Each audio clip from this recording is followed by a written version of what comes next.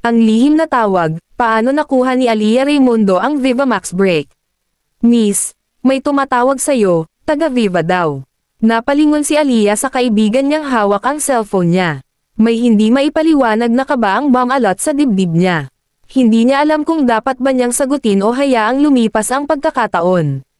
Nanginginig ang kamay niya habang dinampot ang cellphone. Hello. Hi, Aliyah. This is from Viva Artists Agency. We'd love to invite you for an audition. Halos mabitawan niya ang phone.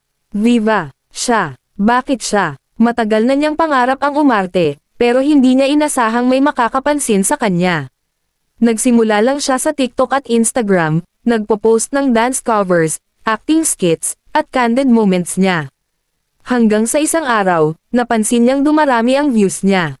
May isang video siyang ginawa, isang dramatic acting challenge, na biglang nag-viral. Iyon pala, may isang talent scout na nanonood sa kanya mula sa malayo.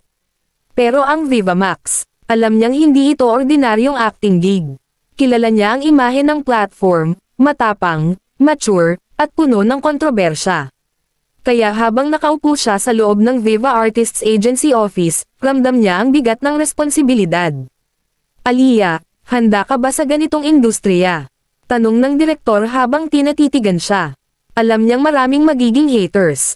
Alam niyang hindi lahat ay susuporta sa kanya.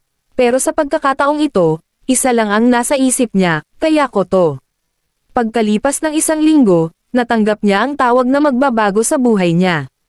Congratulations, Aliyah. Welcome to Viva Max. Sa sandaling iyon, alam niyang wala nang atrasan.